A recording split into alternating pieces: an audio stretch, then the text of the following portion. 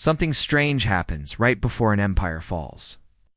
A moment when leaders smile on camera, while secretly panicking behind closed doors. A moment when the public hears, everything is fine, but the numbers tell a story that no one dares to say aloud. Every collapsing empire, Rome, France, the Ottoman Empire, Weimar Germany, even the British Empire, faced the same hidden pattern. And the most frightening part, America just repeated the exact same step 3. But to understand why that one step is so dangerous, you must first understand the pattern every doomed empire followed. A pattern older than banking, older than the nation-state itself. A pattern that begins the moment a rising power discovers the most dangerous financial weapon ever invented, the printing press. Every empire starts with strength, strong trade, strong armies, strong production. But hidden beneath every rise is a blind spot. A moment when leaders realize they can spend more money than they have, without losing power. Let's go back Rome. Rome didn't collapse in a day. Collapsed the moment emperors discovered they could fund wars. Not by raising taxes, but by melting silver coins and mixing them with cheap metals. People thought they were holding money. They were holding an illusion. The value collapsed slowly, and all at once. France. In the 1700s, France discovered the printing press in a different way. Paper notes backed by future wealth, but the future never arrived. Prices doubled, tripled, and then exploded. Food riots followed. The king fell. Currency died before the monarchy did. Weimar Germany printed money to pay war debts it could never afford. At first it felt painless. Then one morning, bread cost twice as much as yesterday. The next week, 10 times more, and a wheelbarrow couldn't hold enough notes to buy breakfast. Every empire believed their situation was unique. Every empire believed they could print their way out. Every empire believed they were too powerful to fail, but history disagrees. And this is where step 3 comes in. Because every collapse pattern begins with the same 3 steps. Spend more than you earn. Borrow to cover the gap. Print money to cover the borrowing. Rome did step 3. France did step 3. Germany did step 3. The Ottoman Empire did step 3. The British Empire did step 3. And now America has repeated step 3 in full. But we'll return to that twist later. Empires rise for simple reasons: discipline, production, innovation, and trust. But the reason they fall is always the same: they lose control of their money. Let's look at how it starts. Stage 1. Confidence. The empire becomes wealthy and admired. People trust its currency. Foreign nations want to trade in it. Investors want to store wealth in it. This confidence becomes a kind of superpower, a silent weapon stronger than any army. Stage 2. Expansion. The empire grows fast. It builds monuments, new armies, new programs, new technologies.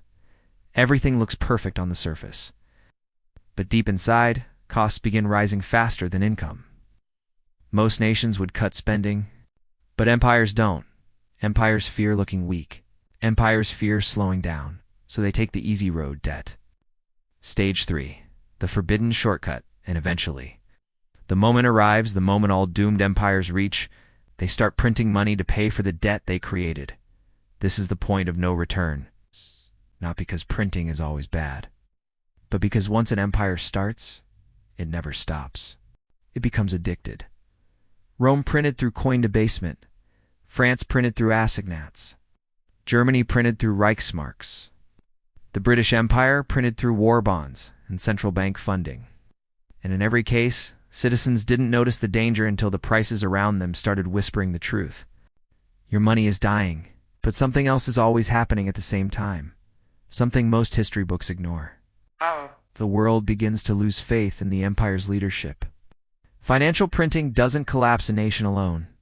What collapses a nation is the loss of trust that follows. Because once trust breaks, markets panic, citizens panic, foreign nations panic. One weak decision becomes a cascade of failures. Every empire hits a moment where the illusion cracks.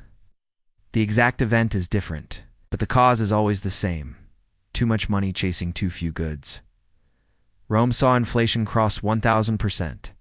France saw bread prices explode until people couldn't afford breakfast. Germany watched savings evaporate overnight. The British pound lost 75% of its value in the decades after World War II, And each time, leaders insisted the situation was under control. But printing money is like lighting a fuse. The explosion doesn't happen immediately. It begins small, invisible, slow. Then suddenly, the entire system ignites at once. This is the moment when empires fall into chaos. Wages can't keep up. Savings lose value. The currency weakens globally. Debt becomes unpayable. Anger rises. Trust collapses. The world moves on. And the empire that once felt unstoppable begins to feel fragile. But every empire makes the same mistake at this point. They believe the collapse can still be avoided. They believe printing more can fix the damage that printing caused. This is where step 4 begins, the desperate, doomed phase. But before we go there, we need to talk about something far more shocking. America has already crossed the same invisible line, and the numbers reveal something terrifying. Every empire reaches a point where printing feels like the only option. But what happens after that moment is almost always identical, no matter the century, the culture, or the continent. It starts quietly, then it spreads fast. When prices rise faster than wages, people don't notice the first wave. They think it's only a few percent.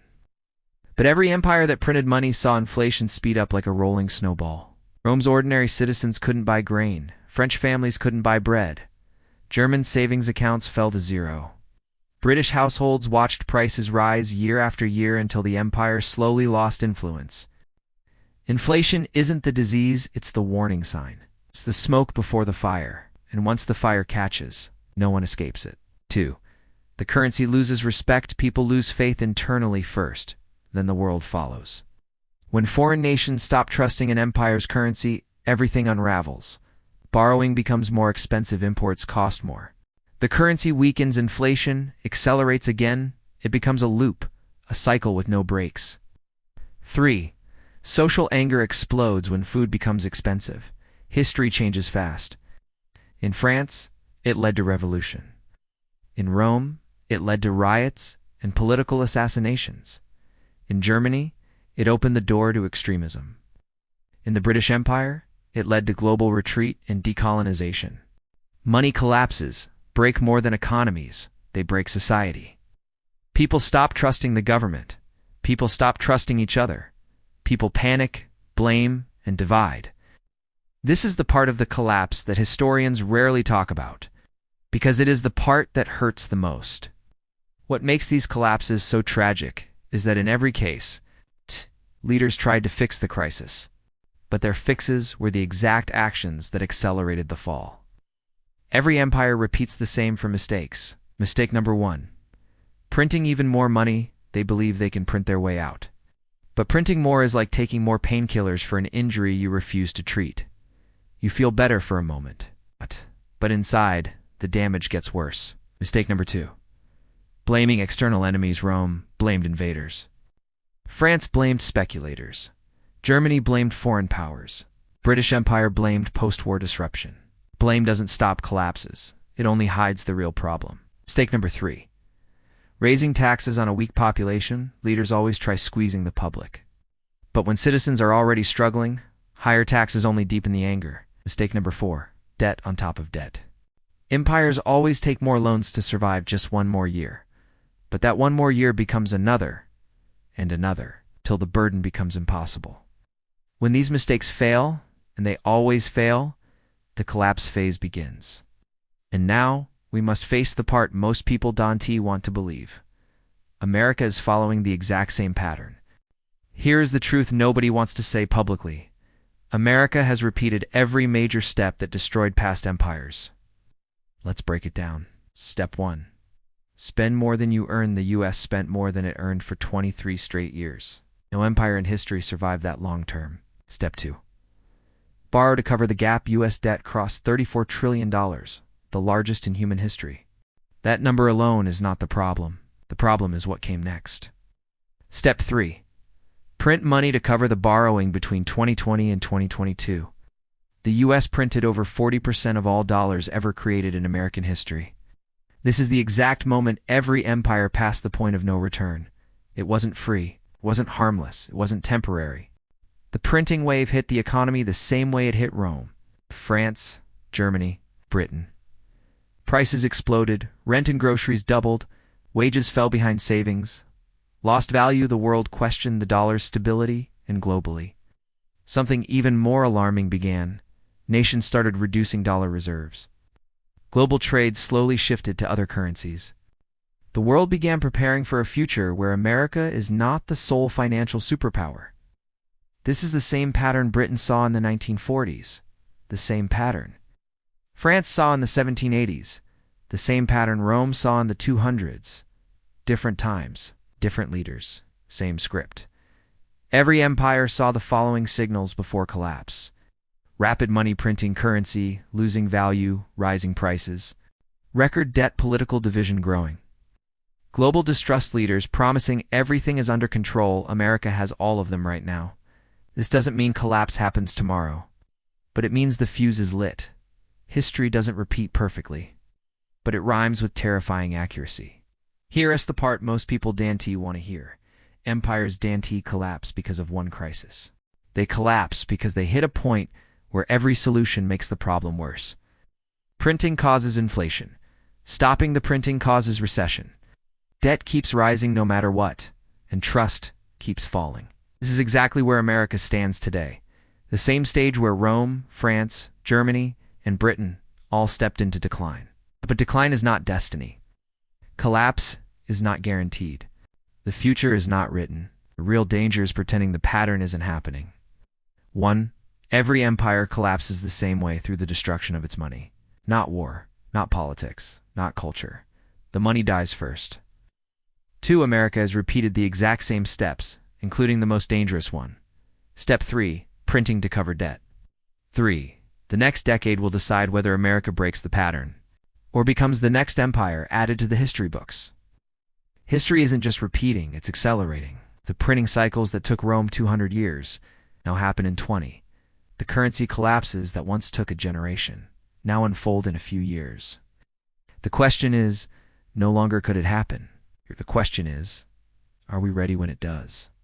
If you want to keep understanding how history's hidden financial patterns are shaping the world right now, make sure you subscribe to Economy Rewind, because the past is not behind us.